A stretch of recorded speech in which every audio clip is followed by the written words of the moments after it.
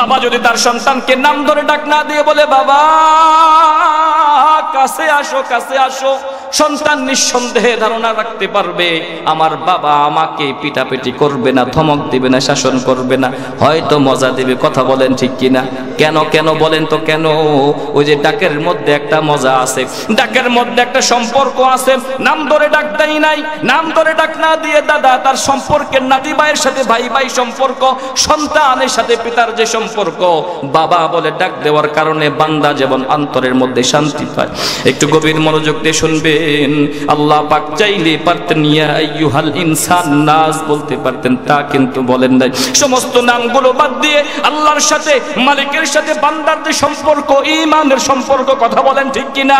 ঈমানি সম্পর্ক ধরে ডাক দে বলি ইয়া আইয়ুহাল্লাযীনা আমানু।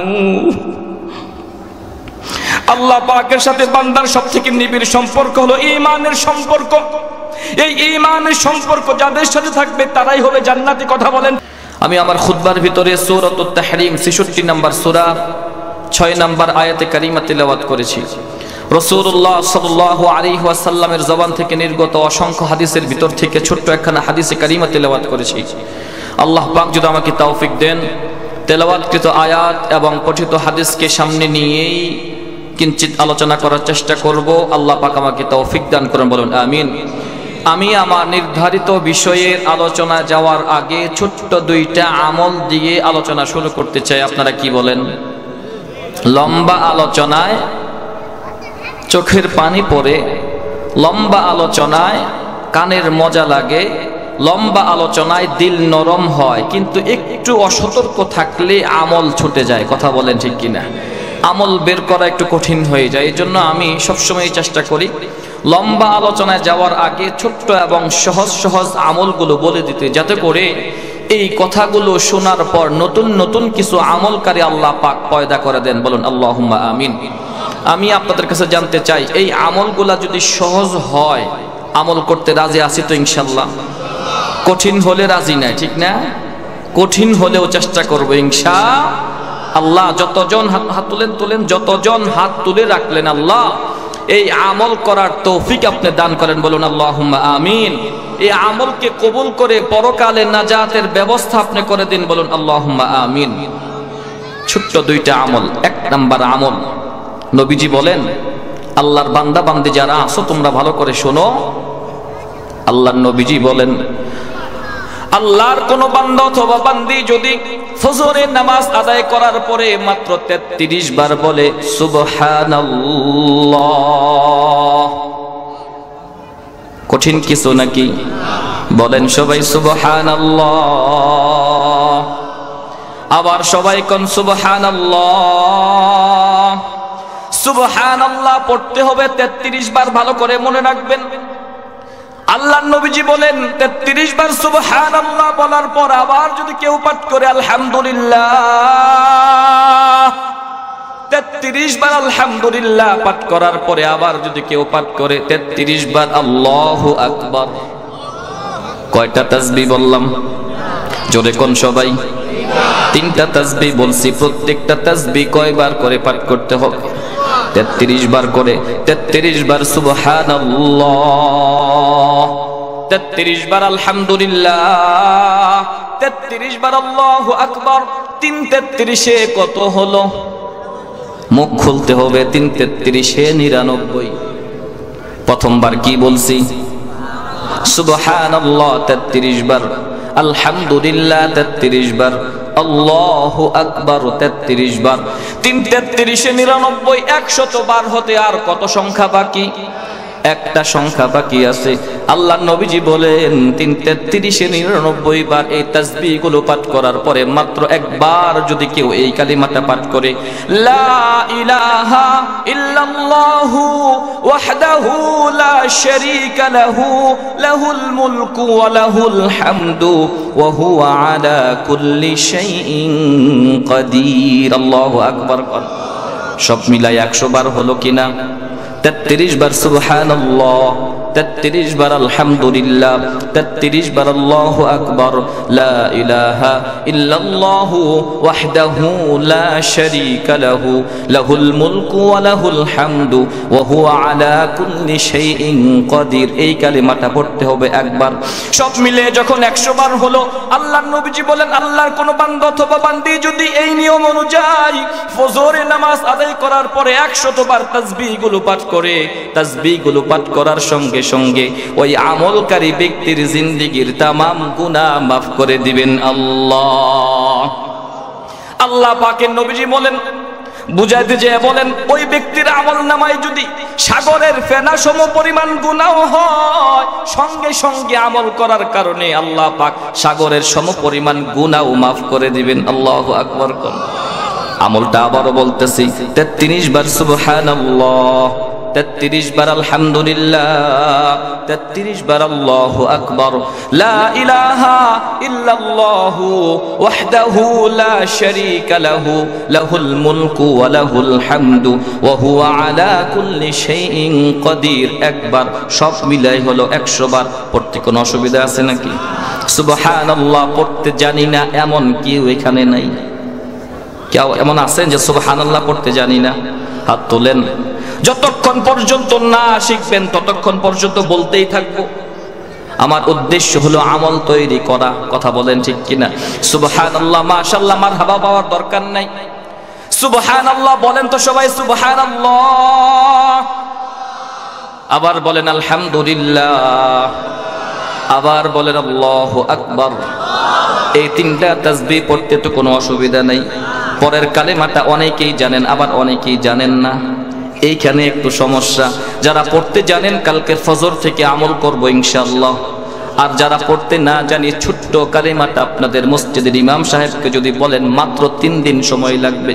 ফজরের নামাজ পড়ার পরে আপনি দৌড় দিয়ে বের হয়ে যাবেন না, মিম্বরের কাছে বসে ইমাম সাহেবকে হাতে ধরে, প্রয়োজনে পায়ে ধরে হলেও বলবেন, হুজুর ছোট্ট একটা কালেমা পাঠ করলে আমি একটা আমল শিখতে পারি। সুবহানাল্লাহ বলতে জানি, আলহামদুলিল্লাহ বলতে জানি, আল্লাহু আকবার বলতে জানি, কিন্তু লা ইলাহা ইল্লাল্লাহু ওয়াহদাহু লা শারীকা লাহু, লাহুল মুলকু ওয়া লাহুল হামদু ওয়া হুয়া আলা কুল্লি শাইইন কাদির, এই দোয়াটা পড়তে আমি জানি না। 3 দিন ফজরের নামাজ পড়ার পরে মাত্র 10 মিনিট করে সময় দেন। মাত্র 10 মিনিট করে সময় যদি দিতে পারেন, 3 দিনের মধ্যে কালেমা শিখায়া দিবেন কে? চিল্লা এখন শিখায়া দিবেন কে? শিখবো তো ইনশাআল্লাহ। আশপাশে নুরানি মাদ্রাসা নাই? নুরানি মাদ্রাসায় আপনাদের ছেলে মেয়ে নাতি পুতি পড়ে তো নাকি? ইমাম সাহেবের কাছে বলতে যদি লজ্জা লাগে, আরেকটা সহজ আমল শিখাই দেই। ওই ছোট্ট নাতিকে ডাক দিয়ে বলবেন, নাতি। যদি ভাই হয় ভাই হয় ভাই বলে ডাক দিবেন, বাবা হলে বাবা বলে ডাক দিবেন, ভাতিজা হলেও বাবা বলে ডাক দিয়ে বলবেন, বাবা ছোট্ট একটা কালিমার কথা আমি শুনেছি, আমি জানি তুমি পড়তে জানো। যেই ছাত্রটা 1 পড়ে শেষ করছে, 2 অথবা 3 পড়তেছে, এই কালিমাটাও নুরানির ওই ছেলেটাও পড়তে জানে। তার হাতে ধরে পায়ে ধরে চকলেট দিয়ে হলেও শিখাই নেব ইনশাআল্লাহ। শিখবো তো ইনশাআল্লাহ। হ্যাঁ, একটা আমল গেল। নাম্বার 2, দ্বিতীয় নাম্বার আমলটা আরো সহজ। আল্লাহু আকবার কোন। আল্লাহর নবীজি বলেন, এমন কেউ আছো নাকি, আমি তোমাদেরকে বলতেছি, এমন কেউ আছো নাকি মরার সঙ্গে সঙ্গে তোমার জন্য 8টা জান্নাতের দরওয়াজা খুলে দেওয়া হবে? আল্লাহু আকবার। এমন একটা আমল আছে, নবীজি বলেন, যে আমল করতে করতে তুমি যদি মৃত্যুবরণ করো, অর্থাৎ মৃত্যুবরণ পর্যন্ত যদি এই ছোট্ট আমলটা নির্দিষ্ট নিয়ম অনুযায়ী করতে পারো, ও আল্লাহর বান্দার বান্দি শোনো, মরার সঙ্গে সঙ্গে আল্লাহ পাকের 8টা জান্নাতের দরওয়াজাই তোমার জন্য টাস টাস করে খুলে যাবে। আল্লাহু আকবার। আগে ফজিলত বললাম, পরে আমল বলবো। ফজিলত কি? ছোট্ট একটা আমল যদি কেউ করতেই থাকে করতেই থাকে করতে করতে মরণ পর্যন্ত আমলটা ধরে রাখছে, এই আমল করতে করতে মৌত হয়ে গেছে, মৃত্যু হয়ে গেছে, নবীজি বলেন মরার সঙ্গে সঙ্গে আল্লাহ পাক খুশি হয়ে 8টা জান্নাতের দরওয়াজায় তার জন্য খুলে দেওয়া হবে। সে যেই দরজা দিয়ে খুশি, যেই জান্নাতে খুশি, সেই জান্নাতে প্রবেশ করবে। আল্লাহু আকবার কোন। জানতে মনে চায় কোন আমল নাকি? বলতে পারবেন কেউ? ইমানি প্রশ্ন, বলতে পারবেন না, লজ্জা নাই, অসুবিধা নেই। যদি কেউ বলতে জানেন বলবেন, আর যদি কেউ বলতে না জানেন শিখে রাখেন।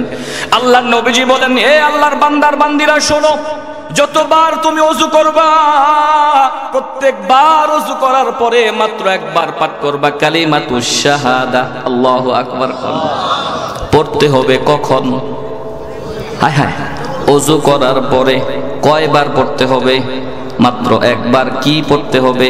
কালিমাতুশ শাহাদা। বলেন সবাই আমার সাথে, আশহাদু আল্লা ইলাহা ইল্লাল্লাহু ওয়াহদাহু লা শারীকা লাহু ওয়া আশহাদু আন্না মুহাম্মাদান আবদুহু ওয়া রাসূলুহু। বাবারা কথা বুঝতেছেন আপনারা? কালিমাতুশ শাহাদা আমরা অনেকেই পড়তে জানি, ঠিক না? কিন্তু কিছু কপাল পরা মুসলমান এমনও আছে যারা কালিমাতুশ শাহাদাটা শুদ্ধ করে পড়তে জানে না। কথা বলেন ঠিক কিনা? দুনিয়ার তুমি বিভিন্ন মন্ত্র সব তুমি শিখে ফেলছো, ভিন্ন ভাষার গায়িকাদের গান তোমার মুখস্থ হয়ে গেছে। যুবক ভাই তোমাদেরকে বিশেষ করে বলতেছে, আজে বাজে কথাবার্তা না শুনে, গান গল্প মুখস্থ না করে কালিমাতুশ শাহাদা তুমি শিখে ফেলো। কালিমাতুশ শাহাদা শেখার পরে যদি যতবার ওযু করবা, চাই সে ওযুটা নামাজের জন্য হোক, চাই সে ওযুটা কোরআন তেলাওয়াতের উদ্দেশ্য হোক, চাই সে ওযুটা বিভিন্ন কারণে হতে পারে। বাহির থেকে আসছি কাজ করে, গায়ে ময়লা লাগছে, শরীরটা ক্লান্ত হয়ে গেছে, হাত মুখ ধোবো নিয়ত করছে, আবার চিন্তা করলাম ওযুটা করেই ফেলি।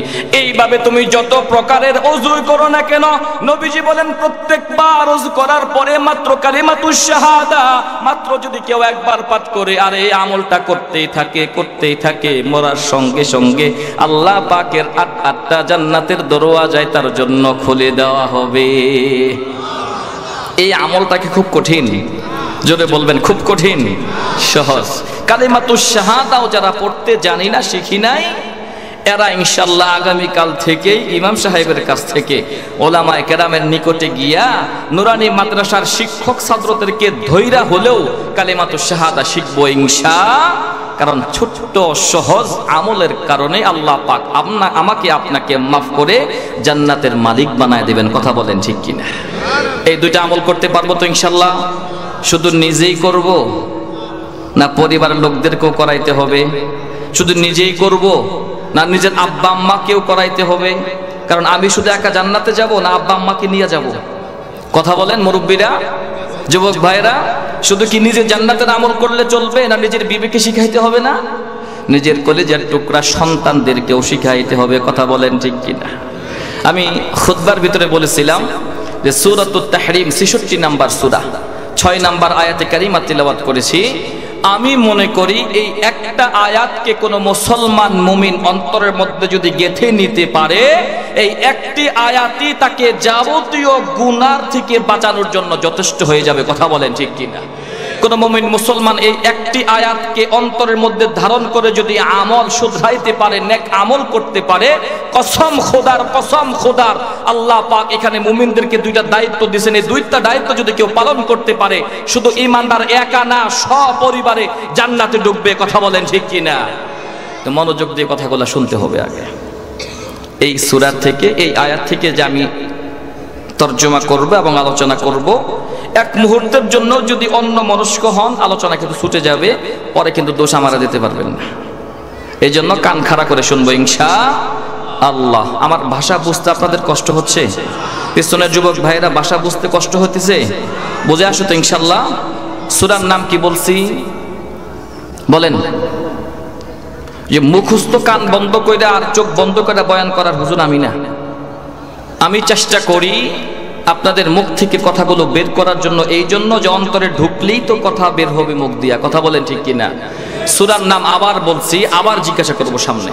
সূরাত তাহরিম, সূরার নাম কি? সূরাত তাহরিম, আয়াত নাম্বার 6। আল্লাহ পাক এই আয়াতে কারিমার মধ্যে আল্লাহ পাক বলতেছেন, ইয়া আইয়ুহাল্লাযীনা আমানু।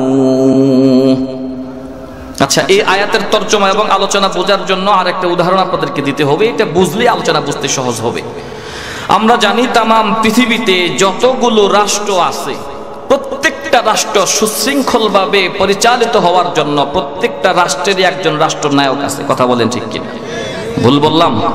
হ্যাঁ, চাই সেটা প্রতিবাদী হোক, বিপ্লবী হোক, অথবা প্রেসিডেন্ট মনোনীত হোক, রাজতন্ত্র হোক, গণতন্ত্র হোক, প্রত্যেকটা রাষ্ট্রের রাষ্ট্র যেন পরিচালিত হয় সুশৃঙ্খলভাবে। এই জন্য একজন রাষ্ট্রনায়ক, একজন প্রেসিডেন্ট, একজন বাদশাহ, একজন প্রধানমন্ত্রী নিযুক্ত করা আছে। কথা বলেন ঠিক কিনা?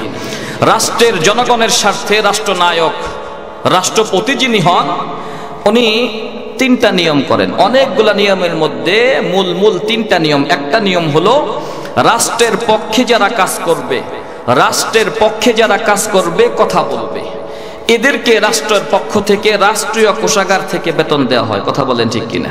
যেটা আমরা আমাদের ভাষায় বলি সরকারি চাকরি। কথা বুঝে আসতেছে আপনাদের? যারা সরকারি চাকরি করে, সরকারের কথায় ওঠে আর বসে, সরকারি ভাবেই লালিত পালিত হয়, এরা সরকারি ফান্ড থেকে বেতন পায়। শুধু তাই না, এরা যে দেশের মধ্যে বিভিন্ন জায়গায় ঘুরবে সরকারি কাজের জন্য, প্রত্যেকটা জেলায় এবং উপজেলাগুলাতে সরকারি টাকা খরচ করে এদের মেহমানদারির জন্য মেহমানখানা বানায় রাখছে, যার নাম কি? বাংলো বা সার্কিট হাউস, যাই কিছু কর না কেন। হ্যাঁ, এখানে কি আমি আর আপনি গেলেই থাকতে পারবো না? ওই মেহমানখানা কাদের জন্য? যারা সরকারের পক্ষে কথা বলে, সরকারের নির্দেশ মেনে চলে, যারা রাষ্ট্রদ্রোহিতা করে না, রাষ্ট্রের সম্পদ নষ্ট করে না, তাদের জন্য মেহমানখানা। কথা বলেন ঠিক কিনা? আবার মধুপুর দেখেন তাকাইয়া, যে বাংলো যেটা আছে সার্কিট হাউস, তার পূর্ব পাশেই কিন্তু আর একটা মেহমানখানাও আছে। কথা বলেন ঠিক কিনা? এটা কাদের জন্য? এটা হলো দ্বিতীয় দলের জন্য, যারা সরকারের কথা মানে না, সরকারের সাথে বিরুদ্ধাচরণ করে, রাষ্ট্রীয় সম্পদ নষ্ট করে, জনগণের জন্য হুমকি হয়ে দাঁড়ায়, ত্রাস সন্ত্রাসী করে, লুটতরাজি করে, বদমাইশি করে, খুন খারাপি করে, অপরাধ জগতে যারা জড়িয়ে গেছে, এদের মেহমানদারির জন্য সরকারি কোষাগার থেকে সরকারি টাকা ব্যয় করে আর একটা মেহমানখানা বানায় রাখছে। ওটার নাম কি? জোরে কন। জেলখানা, ঠিক না? এই জেলখানা কাদের জন্য? অপরাধীদের জন্য, যারা এক কথায় বলেন সরকারের পক্ষের লোক না, সরকারের সাথে বিরোধিতা করে, রাষ্ট্রের বিরোধিতা করে, রাষ্ট্রদ্রোহী করে। কথা বলেন ঠিক কিনা? আচ্ছা, আমরা যারা আছি, আমরা সরকারের চাকরিজীবীও না, সরকারের কঠিন শত্রুও না, আমরা মাঝামাঝি আছি, ঠিক না? আমাদের জন্য কিন্তু সরকার একটা ব্যবস্থা করে রাখছে মেহমানখানা। সেটা কোনটা? নিজের টাকা দিয়া, নিজের জমির উপরে নিজের টাকা খরচ করে ঘরবাড়ি বানায়া থাকতেছে। কথা বলেন ঠিক কিনা? তিনটা সিস্টেম। কয়টা সিস্টেম বললাম? সরকারের অতি আপন যারা, এদের জন্য সরকারি ব্যবস্থাপনায় মেহমানখানা আছে, সরকারি খরচ তাদেরকে দেওয়া হচ্ছে। সরকারের অতি শত্রু যারা, এদের জন্য মেহমানখানার ব্যবস্থা রাখছে, তবে সেটা আযাবের জায়গা, জেলখানার জায়গা।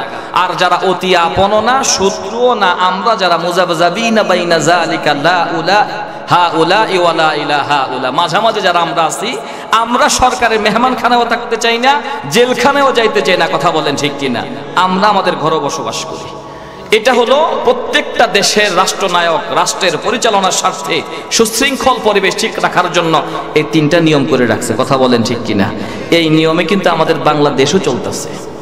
হ্যাঁ, দেখেন আল্লাহ পাকও কিয়ামতের ময়দানে তিনটা সিস্টেমই চালু রাখবেন। আল্লাহু আকবার কোন, আরো চিল্লায় কোন আল্লাহু আকবার।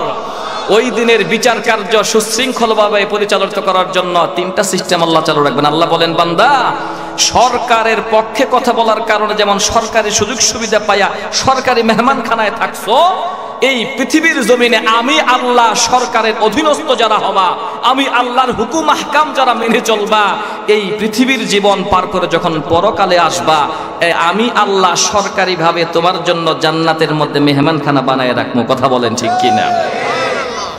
নাম্বার 2, আমি সরকারের, আমি আল্লাহর যারা বিরোধিতা করবা, আমি আল্লাহর সাথে যারা বিরুদ্ধাচরণ করবা, আমি আল্লাহর হুকুম আহকাম যারা ভালো লাগবে না, মানবা না, দ্রোহিতা করবা, আমার হুকুমগুলো তাদের মানতে কষ্ট হয়, এদেরকেও আমার কাছে আসতে হবে, তবে এই জান্নাতের মধ্যে না।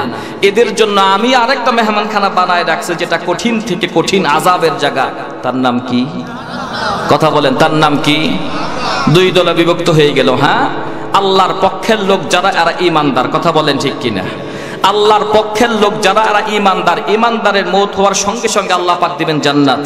আর বেঈমান, কাফের, মুশরিক, মুরতাদ যারা, নাস্তিক যারা, যারা আল্লাহর সাথে দ্রোহিতা করে, আল্লাহর হুকুম মানতে চায় না, কষ্ট হয়, আল্লাহ পাক এদেরকে দিবেন বাম পাশের জাহান্নামের মধ্যে।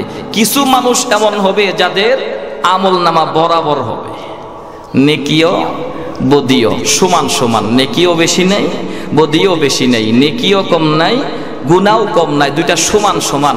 ওলামায়ে কেরাম পাশে আছেন। আল্লাহ পাক এদেরকে ডাইরেক্ট ফয়সালা দিবেন না, আরাফ নামক জায়গায় প্রথমে স্থান দিবেন। আল্লাহু আকবার কোন। আগে জান্নাত জাহান্নাম ফয়সালা দিবেন না আল্লাহ, আগে জায়গা দিবেন কোথায়? আরাফ, যার আমল নামার মধ্যে নেকি এবং গুনাহ সমান সমান। পরবর্তীতে মুফাসসিরিন কেরাম বলেন আল্লাহ পাকের দয়া হয়ে, আল্লাহ পাক মেহেরবানি করে কৃপা করে ওই আরাফ নামক জায়গা থেকে সবাইকে বের করে আবার জান্নাতে দিয়ে দেবেন। আল্লাহু আকবার কোন। আচ্ছা, তাহলে আল্লাহ পাক এইখানে এই আয়াতের মধ্যে আল্লাহ পাক ডাক দিয়েছেন কাদেরকে? ইয়া আইয়ুহাল্লাযীনা আমানু। মুসলমান ভাইরা আমার কথাগুলা দিল দেয়া বুঝবেন, এক মুহূর্তের জন্য অন্য মনস্ক হওয়া যাবে না। আল্লাহ পাক সূরাতুত তাহরীমের 6 নম্বর আয়াতের মধ্যে ডাক দিয়েছেন মুমিনদেরকে, ঈমানদারদেরকে। আল্লাহ পাকের সাথে বান্দার সবথেকে বড় সম্পর্ক হলো, গভীর সম্পর্ক হলো ঈমান নিয়ে। কথা বলেন ঠিক কি না? আল্লাহ পাক কিন্তু এখানে চাইলে পারতেন ইয়া আইয়ুহাল ইনসান কু আনফুসাকুম, এটা বলেন নাই। আল্লাহ পাক চাইলে বলতে পারতেন ইয়া আইয়ুহান নাস কু আনফুসাকুম, এটাও বলেন নাই। আল্লাহ পাক চাইলে বলতে পারতেন ইয়া আইয়ুহাল্লাযীনা কাফারু কু আনফুসাকুম, এটাও কিন্তু বলেন নাই। সমস্ত মানব জাতির ভিতর থেকে আল্লাহ পাক বড় মুহাব্বত করে ভালোবাসেন ঈমানদারদেরকে। আল্লাহু আকবার কর। আর একটা কথা আপনাদেরকে বলতে হবে, এটা বড় মনোযোগ দিয়ে কথাটা শুনবেন। যারা দাদা আছেন, বাবা আছেন, চাচা আছেন, ভাই আছেন, দাদা যদি তার সন্তানকে, দাদা যদি তার নাতিকে আব্দুল্লাহ বলে ডাক দেয়, এ আব্দুল্লাহ এদিকে আসো, ওই আব্দুল্লাহ মনে মনে চিন্তা করবে দাদা আমাকে ডাক দেওয়ার পরে না জানি কোন ভুলের কারণে আমাকে কানেও ধরতে পারে, আবার মজাও দিতে পারে, সন্দেহ আছে, কারণ ডাকের মধ্যে কোনো মায়া নাই। কথা বলেন ঠিক কিনা? বাবা তার সন্তানকে ডাক দিছে আব্দুল করিম এদিকে আসো, আব্দুল করিম মনে মনে চিন্তা করবে না জানি কোন ভুল করে আমি ফেলেছি, আমাকে শাসাইতেও পারে, আবার চিন্তাও করতে পারে না না না কোনো ভুল তো আমি করি নাই, হয়তো আমাকে যাওয়ার পরে মজাও দিতে পারে। কথা বলেন ঠিক কিনা? কিন্তু এই দাদা যদি তার নাতিকে ডাক দেয় আব্দুল্লাহ বলে ডাক না দিতে বলে দাদু ভাই আসো আসো কাছে আসো, দাদু ভাই তখন নিশ্চিন্তে থাকবে যে ধমক তো দিবেই না, বরং আদর করবে। কথা বলেন ঠিক কিনা? বাবা যদি তার সন্তানকে নাম ধরে ডাক না দিয়ে বলে বাবা কাছে আসো কাছে আসো, সন্তান নিঃসন্দেহে ধারণা রাখতে পারবে আমার বাবা আমাকে পিটাপিটি করবে না, ধমক দিবে না, শাসন করবে না, হয়তো মজা দিবে। কথা বলেন ঠিক কিনা? কেন কেন বলেন তো কেন? ওই যে ডাকের মধ্যে একটা মজা আছে, ডাকের মধ্যে একটা সম্পর্ক আছে। নাম ধরে ডাক দেয় নাই, নাম ধরে ডাক না দিয়ে দাদা তার সম্পর্কের নাতি ভাইয়ের সাথে ভাই ভাই সম্পর্ক, সন্তানের সাথে পিতার যে সম্পর্ক, বাবা বলে ডাক দেওয়ার কারণে বান্দা যেমন অন্তরের মধ্যে শান্তি পায়। একটু গভীর মনোযোগ দিয়ে শুনবেন। আল্লাহ পাক চাইলে পারতেন ইয়া আইয়ুহাল ইনসান নাস বলতে পারতেন, তা কিন্তু বলেন নাই। সমস্ত নামগুলো বাদ দিয়ে আল্লাহর সাথে, মালিকের সাথে বান্দার যে সম্পর্ক, ঈমানের সম্পর্ক, কথা বলেন ঠিক কিনা? ঈমানি সম্পর্ক ধরে ডাক দে বলি ইয়া আইয়ুহাল্লাযীনা আমানু। আল্লাহ পাকের সাথে বান্দার সবথেকে নিবিড় সম্পর্ক হলো ঈমানের সম্পর্ক। এই ঈমানের সম্পর্ক যাদের সাথে থাকবে তারাই হবে জান্নাতি। কথা বলেন ঠিক কিনা? আমরা যারা আছি আমরা ঈমানদার তো সবাই নাকি? কথা বলেন কার কার ঈমান আছে? দুইটা হাত তোলেন সবাই, কার কার ঈমান আছে? ভয় লাগে নাকি? ঈমান আছে এই নিশ্চিন্ত আছেন তো নাকি?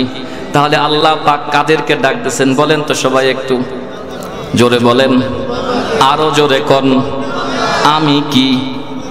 তাহলে আল্লাহ পাক কাকে ডাক দিয়েছেন বলেন তো একটু? আরে আমাকে আমাকে বলেন, কাকে ডাক দিয়েছেন? কথাগুলো বুঝে বুঝে বলেন। আল্লাহ পাক আমাকে ডাক দিয়েছেন ইয়া আইয়ুহাল্লাযীনা আমানু।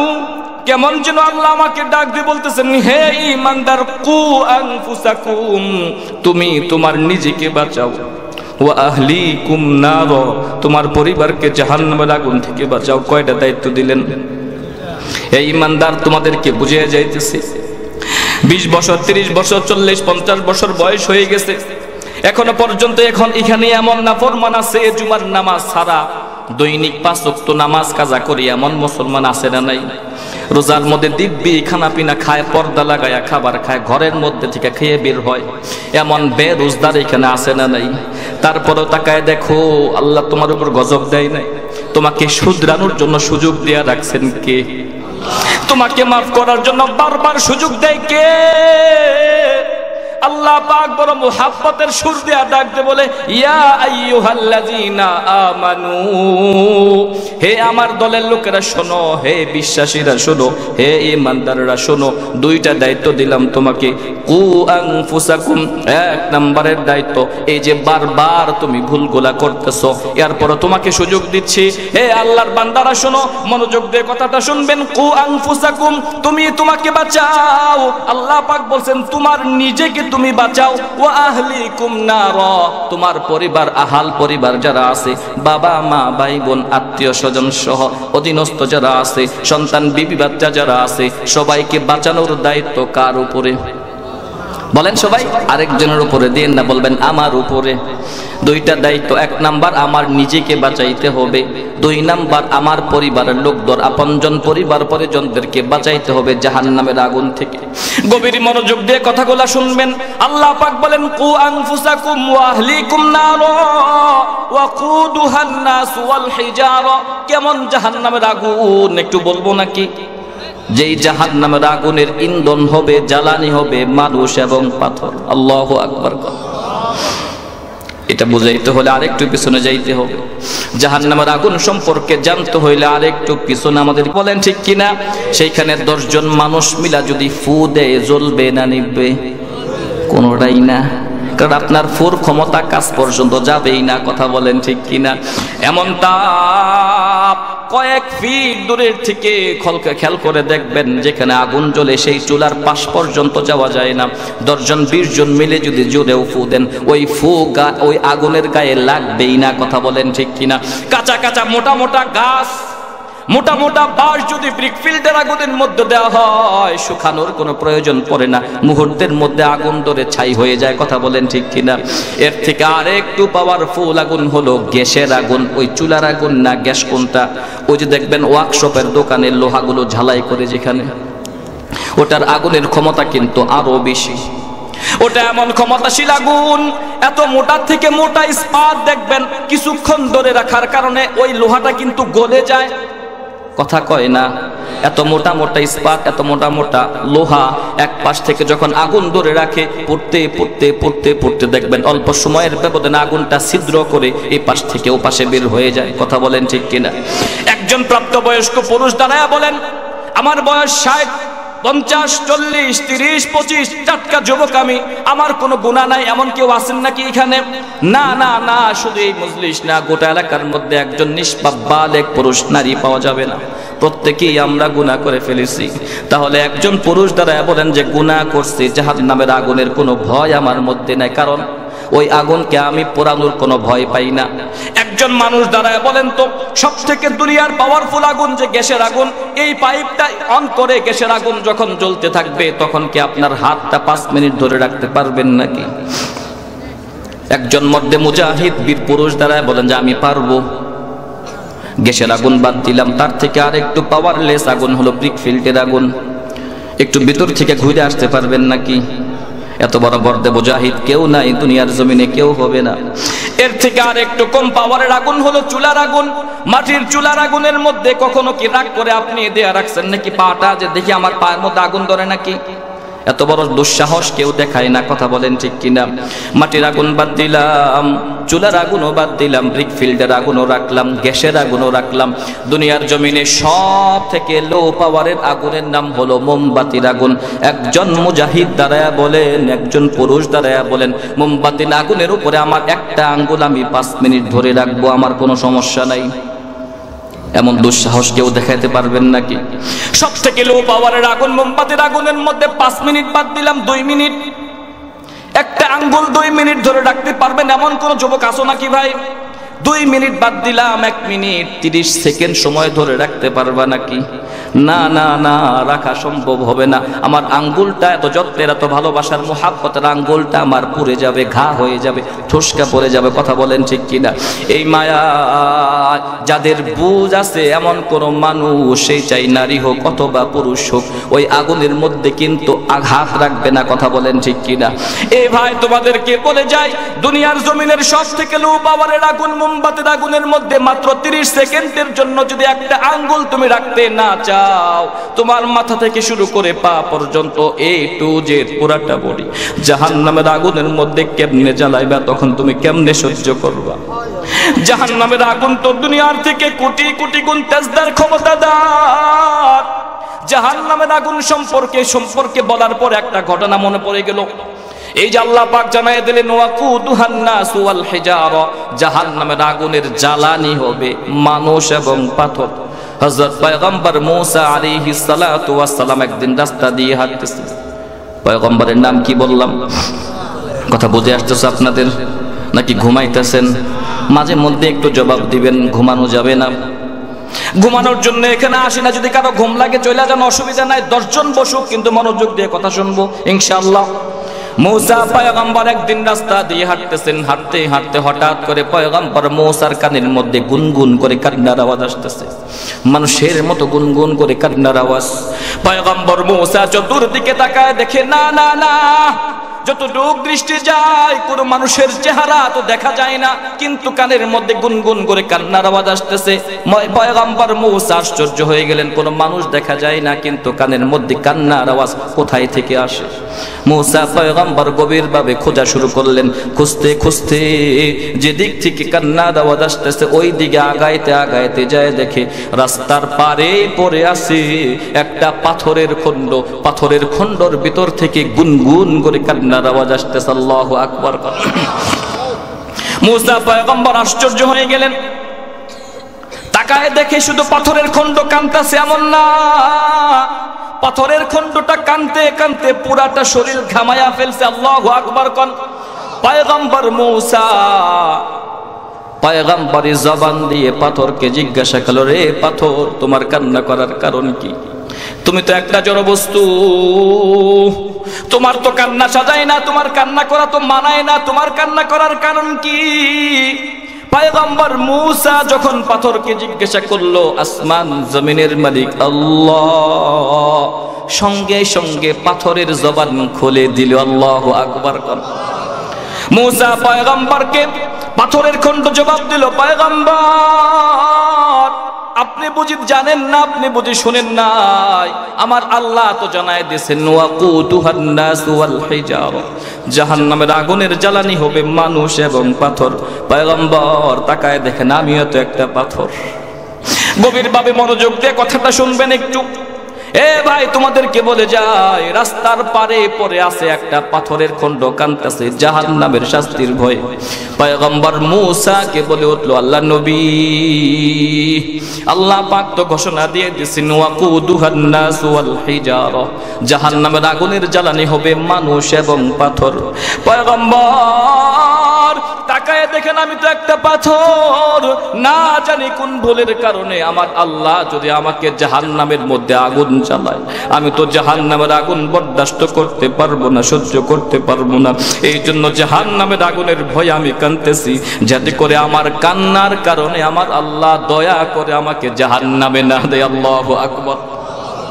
একটা পাথরের খণ্ড কাঁদতেছে জাহান্নামের ভয়ে। আর আমরা মানুষ, দিব্যি মানুষ, আমরা সকাল সন্ধ্যা গুনার মধ্যে নিমজ্জিত, একটা বারের জন্য চক্ষু দিয়া পানি ফালাই না। কথা বলেন ঠিক কিনা? তাম পৃথিবীর সমস্ত সাগরের পানিও যদি জাহান্নামের আগুন নিবানোর জন্য ব্যবহার করা হয়, আগুন নিভে যাবে তো নাকি? হ্যাঁ, নিভবে না? এই বিশ্বাস আছে তো? কিন্তু 2 ফোঁটা চোখের পানি, নবীজি বলেন 2 ফোঁটা চোখের পানি সেই জাহান্নামের আগুন নিবানোর জন্য যথেষ্ট। আল্লাহু আকবার। তাম পৃথিবীর সাগরের পানি জাহান্নামের আগুন নিবানোর ক্ষমতা রাখে না, কিন্তু গুনাহগার বান্দার বান্দির আল্লাহর কাছে হাত তুলে যদি কায়মনোবাক্যে যদি কান্নাকাটি করে আর মাপ চায়, বলে মালিক, জিন্দিগির তাম ভুলগুলো আজকে বুঝে আসছে, 70 বছর আমি পার করে ফেলেছি, 60 বছর আমার জিন্দিগির পার হয়ে গেছে, একটা দিনের জন্য তোমার নাফরমানি আমি ছাড়ি নাই। আজকে 60-70 বছর পার হওয়ার পরে বুঝলাম আমি যা করছি সব তো ভুল। এই ভুলের উপর থেকে যদি আমি মৃত্যুবরণ করি, জাহান্নাম ছাড়া কোনো গতি আমার নাই। আল্লাহ, এই মুহূর্তে তোমার কাছে তওবা করলাম, আর কোনোদিন ভুল করব না। আল্লাহর নবীজি বলেন, কোন তওবাকারী ব্যক্তি যখন নিজের সমস্ত ভুলগুলো স্বীকার করে আগামী দিনে কোনো গুনাহ করবে না, এই কথার উপরে অটল থেকে আল্লাহর কাছে মাপ চাই, মাপ চাইতে দেরি সঙ্গে সঙ্গে আল্লাহ পাক তার জিন্দেগীর তামাম গুনাহগুলো মাফ করে দিবেন। সুবহানাল্লাহ। কিন্তু আমরা এত বড় নাখান্দা, এত বড় নালায়েক, এত বড় কৃপণ আর এতটাই অযোগ্য যে এই এতটুকুন সময় নিয়ে আল্লাহর কাছে মাপ আমরা চাইতে পারি না। কথা বলেন ঠিক কিনা? কথা ভুল বললাম? যুবক ভাই, তোমাদেরকে বিশেষভাবে বলি, তোমাদের উপস্থিতি আজকে অনেক বিশেষ। যৌবন কালের ইবাদত আল্লাহ পাকের কাছে সবথেকে বেশি প্রিয়। আল্লাহু আকবার। এই যুবক ভাই, তোমাদেরকে বলি, তোমাকে যদি এখন অফার করা হয় যে একই বাবার দুই সন্তান, বাবা কোটিপতি, বড় একটা মিল ফ্যাক্টরির মালিক, একজনের বয়স 50, আরেকজনের বয়স 16, একই অফার, দুই ভাগে ভাগ হবে সম্পত্তি, কাকে বিয়ে করবো আমরা? কথা কয় না। মনে করো অফার করা হলো যুবক ভাই তোমাদেরকে যে কোটিপতির মেয়ে দুইজন, একজনের বয়স কত? 40-40-এর উপরে, যৌবন শেষের দিকে, আরেকজনের বয়স মাত্র 16 থেকে 18। তুমি যাকে নাও সম্পদ অর্ধেক অর্ধেক। আচ্ছা, আমরা বিয়ে করবো কাকে বলেন তো? নিঃসন্দেহে এই যুবতী বয়সের মেয়েটাকে। কেন কেন বলেন তো? যৌবন বয়সের এই চেহারাটা বড় মায়ার, বড় সুন্দর, বড় ভালোবাসার। কথা বলেন ঠিক কিনা? যৌবন বয়সের চেহারা যখন স্বামী স্ত্রীর মধ্যে ভালো লাগে, যৌবন বয়সের আমল আল্লাহ পাকের কাছে তেমন ভালো লাগে। আল্লাহু আকবার কোন। অথচ শয়তানের ধোঁকার মধ্যে পড়ে আমরা এই সময় আমল করব তো দূরের কথা, প্রতিটা মুহূর্ত শুধু গুনার মধ্যে আমরা আছি। কথা বলেন ঠিক কিনা? বলতেছিলাম ওয়াকুদুহান নাস ওয়াল হিজারা, আল্লাহ পাক বলেন বান্দা এমন জাহান্নাম, যেই জাহান্নামের আগুনের জ্বালানি হবে মানুষ এবং পাথর। সামনের দিকে আগাইতেছি, এরপরে শব্দ আল্লাহ বলেন আলাইহা মালাইকাতুন গিলাজুন শিদাদুন। ওই আগুন জ্বালানির কাজে, শাস্তির কাজে এমন ফেরেশতাকে আমি নিযুক্ত করব। দুইটা গুণ সম্পর্কে বলছেন, মালাইকাতুন গিলাজুন শিদাদুন, শক্ত দিলের অধিকারী, বড় সঙ্গীন দিলের অধিকারী, যাদের দিলের মধ্যে, অন্তরের মধ্যে কোনো মায়া থাকবে না, পাষণ্ড থাকবে।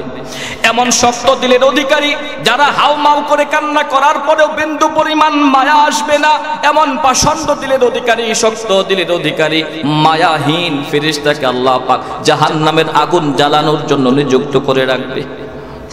আমি আর আপনি যতই হাউমাউ করে কান্নাকাটি করো না কেন, যতই মাপ চাই না কেন, বাঁচার কোনো উপায় নাই। কথা বলেন ঠিক কিনা? লা ইয়াসুনাল্লাহা মা আমারহুম ওয়া ইয়াফআলুনা মা ইউমারুন। আল্লাহ বলেন ওই ফেরেশতাদেরকে আমি আল্লাহ যেই হুকুম করে রাখছি ওই হুকুম তারা পালন করে যাচ্ছে, এর বাইরে একটা হুকুমও তারা পালন করবে না। কথা বলেন ঠিক কিনা? কথা বেশি লম্বা করব না। এই আয়াতকে যদি আমরা আমাদের অন্তরের মধ্যে ঢুকাইতে পারি, এই একটা আয়াতের সম্পর্কে আমি শুরুতেই বলেছিলাম, এই একটা আয়াতকে যদি কোনো মুমিন মুসলমান অন্তরের মধ্যে বিশ্বাস ঢুকাইতে পারে, সে আর কোনোদিন গুনাহ করতে পারবে না। কথা বলেন। এই আয়াতটা সবাই মুখস্থ করবেন, তরজমাটাও মুখস্থ করবেন, মাঝে মধ্যেই তেলাওয়াত করবেন, মাঝে মধ্যেই তরজমাগুলো জিহনের মধ্যে ঢুকাবেন। সন্তানদেরকে ডাক দিয়ে বলবেন তুমি পড়ো, তোমার তরজমাটা আমি শুনবো। বিবিকে ডাক দিয়ে বলবেন কেন কেন বলেন তো? জাহান্নামের শাস্তির বিবরণ আমরা যদি পরিবারের মধ্যে বেশি বেশি আলোচনা করি, ওই ভয় অন্তরের মধ্যে ঢুকায় দিবেন কে? চিল্লা এখন কে? অনেক কিছুই তো পরামর্শ হয়। হ্যাঁ, সূরা তাহরিম 66 নম্বর সূরা, 66 নম্বর সূরা, সূরা তাহরিমের 6 নম্বর আয়াত। যারা মুখস্থ করতে জেনেছেন, পারছেন, আলহামদুলিল্লাহ ভালো। যারা মুখস্থ করতে পারেন নাই, বাড়ির মধ্যে কোরআন শরীফ না থাকলে কিনে নেবেন। অন্তত পক্ষে আমি বলবো এই আয়াতটা আজকের থেকে তেলাওয়াত শেখা শুরু করবেন। নিজে শিখবেন, বিবিকে শিখাবেন, বাচ্চাকে শিখাবেন, বাবা মাকে শিখাবেন, পরিবারের সবাইকে শিখাবো ইনশাআল্লাহ। জোরে বলেন ইনশাআল্লাহ। লাভ কি? যখন এই আয়াতটা বারবার পড়বেন আর জাহান্নাম সম্পর্কে বারবার নিজে চিন্তা করবেন, বারবার আযাব গজব সম্পর্কে বর্ণনা চিন্তা ভাবনা করবেন, আল্লাহ কুদরতি ভাবে, আল্লাহর কুদরতি হাত দিয়া আপনাকে জাহান্নামের শাস্তি থেকে বাঁচায় দিবেন। কথা বলেন ঠিক কি? সামনে আগায়া বলতেছি, জাহান্নামের শাস্তি কত বড় ভয়াবহ হবে, কত কঠিন থেকে কঠিন হবে, বর্ণনা দিয়ে আমি আমার আলোচনা শেষের দিকে চলে যাব। মেরাজের ঘটনা একটা এখন আপনাদের সামনে প্রকাশ করতেছি। রাসূলুল্লাহ সাল্লাল্লাহু আলাইহি ওয়াসাল্লামের সবথেকে আদরের সন্তান, তার নাম হলো হযরত ফাতেমা। কথা বলেন ঠিক কিনা? রাসূলুল্লাহর যতগুলা সন্তান ছিলেন সবথেকে আদরের সন্তানের নাম কি? জোরে কোন। হযরত ফাতেমা আমাদের কি হয়? জোরে কোন। হ্যাঁ, দুই দল হয়ে গেছে, কেউ বলতেছে মা, কেউ বলতেছে বোন। আসলে কি হবে বলেন তো? কোন পয়গম্বর আছে, পয়গম্বরদের বিবি হলো উম্মতের জন্য মা। ওয়া আজওয়াজুহু উম্মাহাতুহুম, নবীদের বিবিগণ তার উম্মতের জন্য কি হবে? জোরে কোন, কি হবে? নবীদের বিবি যদি আমাদের মা হয়, তাহলে আমার মায়ের বেটিও কি আমার মা নাকি? কথা কয় না? তাহলে যারা মা বলতেছিলেন এরা ভুল। কথা বলেন ঠিক কিনা? তাহলে এখন প্রশ্ন করবেন যে হুজুর অনেক বড় বড় বক্তা বলবো না, অনেক বক্তার মুখে শুনি মা ফাতেমা বলে, এরা না যাই না বলে। কথা কয় না? হযরত ফাতেমা কি মা বলে ডাকছেন তো নবীজি। উম্মত হযরত ফাতেমা কি মা বলে ডাকতে পারে না, কারণ সে আমাদের বোন হয়। খাদিজাতুল কুবরা উম্মাহাতুল মুমিনিন, খাদিজাতুল কুবরা হলেন আমাদের মা। মনে থাকবে তো আজকে থেকে ইনশাআল্লাহ। হযরত ফাতেমা তার কলিজার টুকরা স্বামী হযরত আলীকে বললেন, স্বামী হে, চলেন একটু বাবার বাড়ি থেকে ঘুরে আসি। হযরত ফাতেমার বাবার নাম কি? হ্যাঁ, এটা জানে না? জোরে কোন। আরে ভয় নাই তো, জানতে হবে এগুলা। হযরত ফাতেমার আব্বার নাম কি? আরো জোরে কোন। মুহাম্মাদুর রাসূলুল্লাহ সাল্লাল্লাহু আলাইহি ওয়াসাল্লাম। হযরত ফাতেমা আবার বলে উঠলেন, স্বামী হে, চলেন একটু বাবার বাড়ি থেকে ঘুরে আসি, অনেক দিন হয়ে গেল যাওয়া হয় না, চলেন আজকে একটু ঘুরে আসি। স্বামী স্ত্রী দুইজনে মিলে বাবার বাড়িতে রওনা করলেন। বাবার বাড়িতে যাওয়ার পরে আগে গেটের মধ্যে ঢুকে পড়লেন না। কত সুন্দর শিক্ষা দেখেন এখানে আল্লাহ পাক দিয়ে দিয়েছেন। হযরত ফাতেমা স্বামীকে বললেন, স্বামী হে, একটু দাঁড়ান, বাড়ির কি পরিবেশ আমার তো জানা নাই, আগে আপনাকে ভিতরে ঢোকানো সম্ভব হবে না, আমি একটু বাড়ি থেকে ঘুরে আসি, বাড়ির মানুষের ভিতর থেকে অনুমতি নিয়ে আসি, এরপরে আপনাকে বাড়ির ভিতরে ঢুকাবো। এই সম্পর্কে আল্লাহ পাক জানায় দিলেন, ইয়া আইয়ুহাল্লাযীনা আমানু লা তাদখুলু বুয়ুতান গায়রা বুয়ুতিকুম হাত্তা তাস্তানিসু ওয়া তুসাল্লিমু আলা আহলিহা। আল্লাহু আকবার কোন। মুমিনদের জন্য সবক। আল্লাহ পাক মুমিনদেরকে ডাক দিয়ে বলতেছেন, ইয়া আইয়ুহাল্লাযীনা আমানু লা তাদখুলু বুয়ুতান গায়রা বুয়ুতিকুম।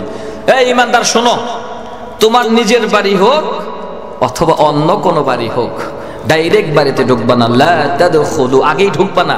হাত্তা তাস্তানিসু ওয়া তুসাল্লিমু, বাড়ির ভিতরে যে মানুষগুলো আছে আলা আহলিহা, বাড়ির ভিতরে যারা বসবাস করতেছে এদের কাছ থেকে আগে সালাম দেও, অনুমতি নেও, এর পরেই প্রবেশ করো। কথা বলেন ঠিক কিনা? এই বাবা, আজকে পরিবারের মধ্যে শান্তি নাই কেন জানেন নাকি? বাড়িতে ঢোকার সময় আমরা সালাম দেই না। একজন স্বামী যদি তার বিবিকে বাড়িতে প্রবেশের সময় সালাম দেয়, আসসালামু আলাইকুম ওয়া রাহমাতুল্লাহ, স্বামী তার বিবিকে সালাম দেওয়ার কারণে স্বামী স্ত্রীর মধ্যে মুহাব্বত বাড়ায় দিবেন কে? স্বামী ঘরের মধ্যে প্রবেশ করা মাত্রই যদি স্ত্রী আগে তাকে সালাম দেয়, পরস্পরের মধ্যে যদি সালামের একটা প্রতিযোগিতা লাগায় দেয়, পরস্পরের মধ্যে সালামের ব্যবহার শুরু করে, দেখেন আপনাদের মধ্যে হিংসা বিদ্বেষ কুন্দল সবকিছু দূর করে দিবেন কে? বাবা, তোমাকে বলে যাইতেছি, বাবা হয়ে তুমি ঘরের মধ্যে যখন প্রবেশ করবা, তোমার কলিজার টুকরা সন্তানকে আগে তুমি সালাম দাও। বাবা যদি তার সন্তানকে আগে সালাম দিতে পারে আর এই সালামের ব্যবহারটা পরিবারের মধ্যে রাখতে পারে, কসম খোদার কসম করে বলি, ওই সন্তান জীবদ্দশায় পিতামাতার সাথে কোনোদিন দুর্ব্যবহার করবে না। কথা বলেন ঠিক কিনা? কোনো মেডিসিনের প্রয়োজন নাই, কোনো কিছুই দরকার নাই। খালি বলেন যে হুজুর পিতামাতার খেদমত সম্পর্কে বয়ান করেন, বয়ানেরও প্রয়োজন নাই, আমল শিখাইয়া দেয়া গেলাম। বাড়িতে যখন প্রবেশ করবেন, নিজের বিবিকে, নিজের সন্তানকে, নিজের আব্বা আম্মাকে, ভাই বোনকে সবাইকে সালাম দিব ইনশাআল্লাহ। সালাম দিতে পারবো তো ইনশাআল্লাহ? এখন বলবো যে হুজুর বাবা হইয়া আবার ছেলেরে সালাম দেয় কেমনে? না না না, এটা তো বড় সহজ আমল। আমি কিন্তু দূরের সন্তান না, 25 আমার বাড়ি, চেনেন তো আমাকে সবাই নাকি? হাফেজ সানোয়ার হোসেন খান সাহেব আমার বাবা। যতবার দেখা হয় আমাদের মধ্যে একটা সালামের আদান প্রদান আছে। হয়তো আমি আগে দিয়ে ফেলি, অথবা আমার আব্বা আমাকে আগে সালাম দিয়ে ফেলে, আমার মাকে আমি আগে সালাম দেই, অথবা সুযোগ হলে আমার মা আমাকে সালাম দেয়। আমার ঘরে ছোট্ট ছোট্ট দুইটা বাচ্চা আছে, মেয়ে আছে, ছেলে আছে। এমন ভাবে তালিম এরা শিখে গেছে, ওই যে আমার বিবি আমাকে সালাম দেয়, আমি আমার বিবিকে সালাম দেই। বাচ্চারা শিখে ফেলছে যে বাবা মাকে সালাম দিতে হয়। আমি আমার আব্বা আম্মাকে দেই, আমার সন্তান আমাকে দেয়। আল্লাহু আকবার কোন। এ বাবা, তোমাকে বলে যাই, পরিবারের মধ্যে যদি মিল মোহাব্বত ভালোবাসা সৃষ্টি করতে চাও, কোনো কিছুর প্রয়োজন নাই। এই মেডিসিন তুমি গুনে গুনে 40 দিন কাজে লাগাও। 41 দিনের মধ্যে তোমার পরিবার থেকে সমস্ত কোন্দল বিদ্বেষ দূর করে দিবেন আল্লাহ। কথা বলেন ঠিক কিনা? আল্লাহ পাক জানায় দিলেন, ইয়া আইয়ুহাল্লাযীনা আমানু লা তাদখুলু বুয়ুতান গায়রা বুয়ুতিকুম হাত্তা তাস্তানিসু ওয়া তুসাল্লিমু আলা আহলিহা। হে ঈমানদাররা, অন্যের বাড়ি হোক অথবা নিজের বাড়ি হোক, আগে সালাম দাও, অনুমতি দাও, এরপরে প্রবেশ করো। দুইটা মাসআলা শুনবেন এখন ভালো করে। একটা হলো, যেই বাড়িতে আপনি প্রবেশ করতেছেন ওই বাড়ির ভিতরে মানুষ আছে, তাহলে সালাম হলো আসসালামু আলাইকুম ওয়া রাহমাতুল্লাহ। এটা তো কমন জিনিস, এটা আমরা সবাই জানি। কিন্তু যে ঘরের মধ্যে প্রবেশ করলেন, চাই সে ঘরটা নিজের হোক অথবা অন্যের হোক, খালি ঘর, সেই ঘরের মধ্যে কোনো মানুষ নাই, তখনও সালাম দিতে হবে। তখন আবার সালাম দিবেন কেমনে? আশ্চর্য জিনিস, শুনে রাখেন আজকে। আল্লাহ নবীজি বলেন, তখন নিজের নফসের উপরে নিজে সালাম দিবা। আসসালামু আলাইনা ওয়া আলা ইবাদিল্লাহিস সালিহিন। তারপরও সালাম মিস নাই, মনে থাকবে তো ইনশাআল্লাহ। বাড়িতে মানুষ বসবাস করলে মানুষের সালাম দেওয়া হয়, ওটা দিবেন। আর মানুষ যদি না থাকে, বাড়িটা খালি থাকে, ঘরের মধ্যে তালাটা খুলে ঘরের মধ্যে ঢুকাই প্রথমে কি সালাম দিবেন? খালি ঘর যদি হয়, আসসালামু আলাইনা ওয়া আলা ইবাদিল্লাহিস সালিহিন। খালি ঘরে বিভিন্ন রকমের জানোয়ার বসবাস করে, যারা দুষ্কৃতিকারী, এদের সমস্ত যাবতীয় ওয়াসওয়াসা থেকে হেফাজত করবেন আল্লাহ। কথা বলেন ঠিক কিনা? হযরত ফাতেমা স্বামীকে নিয়ে রওনা হলেন বাবার বাড়িতে। বাবার বাড়ির ভিতরে ঢোকার পরে অবস্থা বুঝে এবার স্বামীকে নিয়ে যখন ঘরের মধ্যে প্রবেশ করলো, বড় মজার ঘটনা, আপনারা মনোযোগ দিয়ে কথাটা শুনবেন।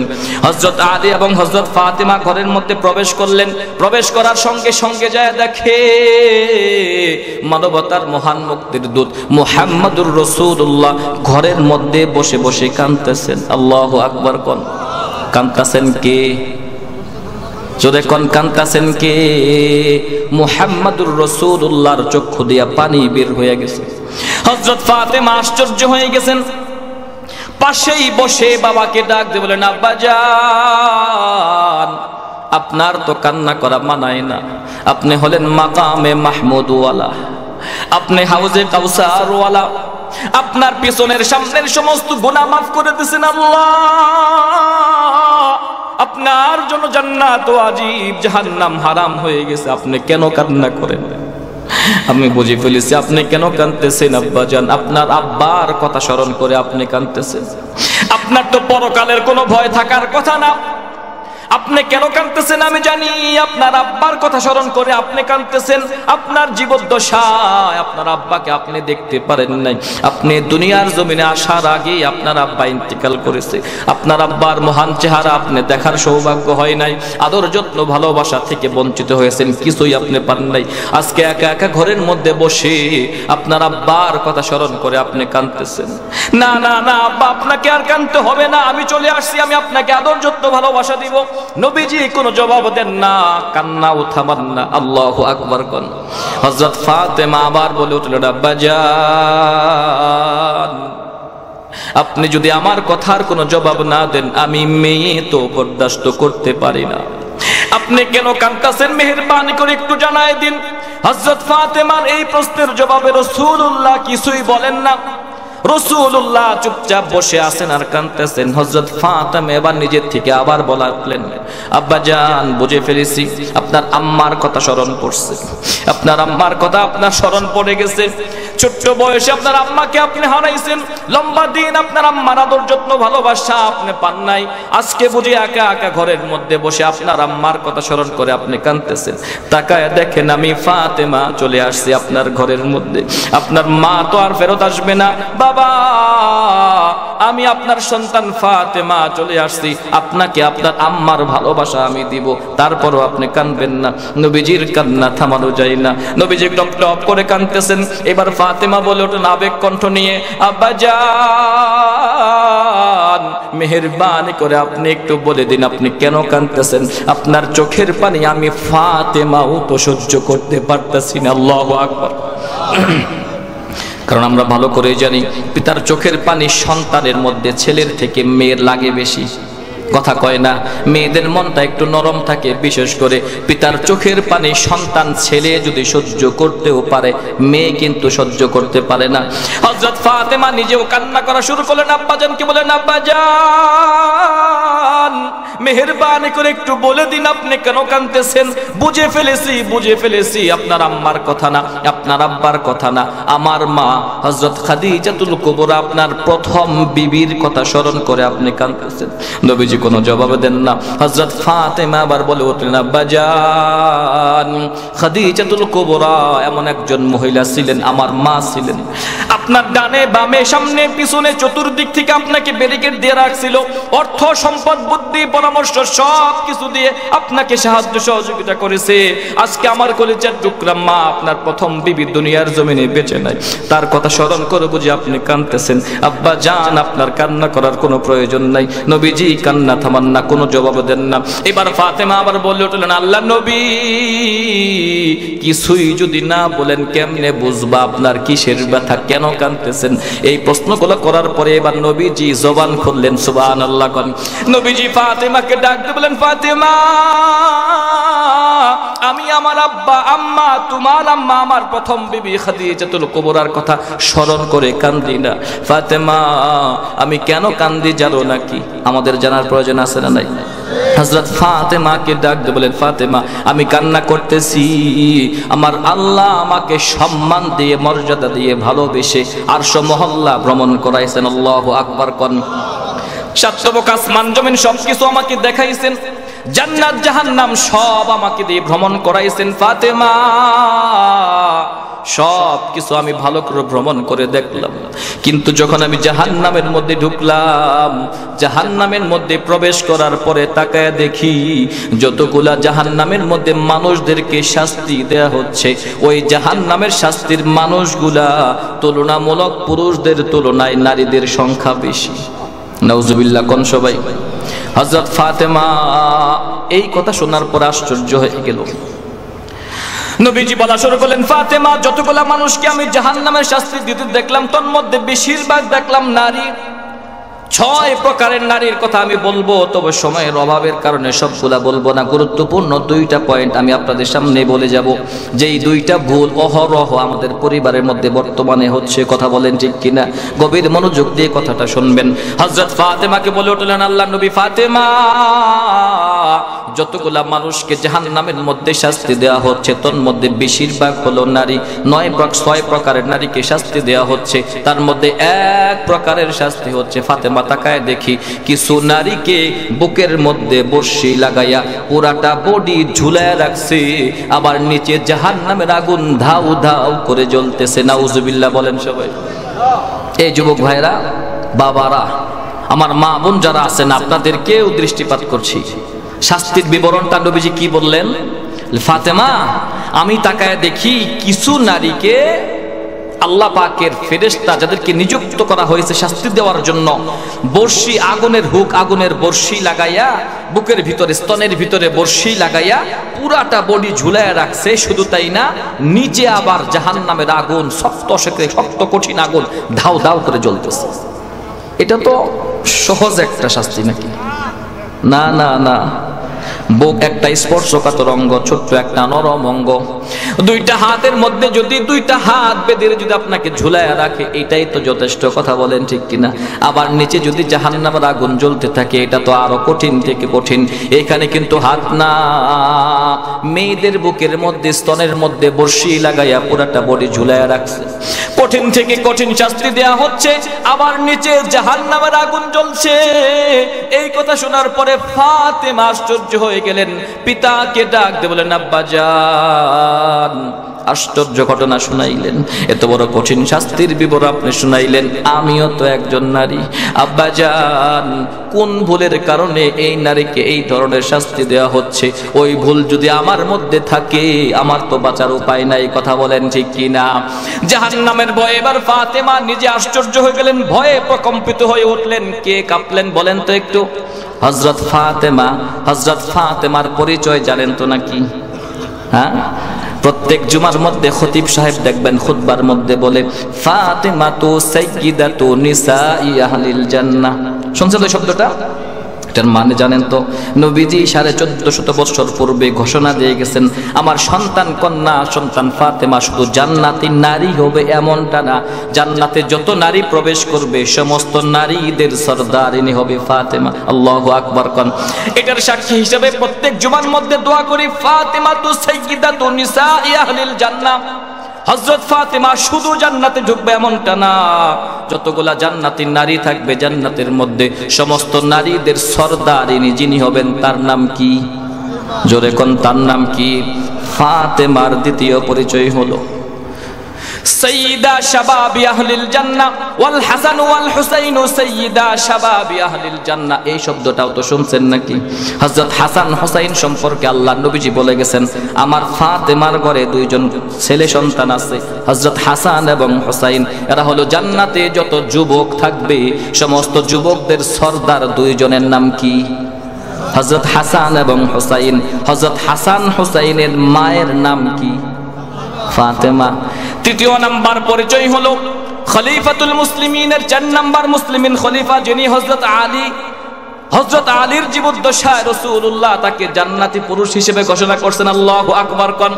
10 জন জান্নাতি পুরুষের মধ্যে একজন হলো হযরত আলী। হযরত আলীর বিবির নাম কি?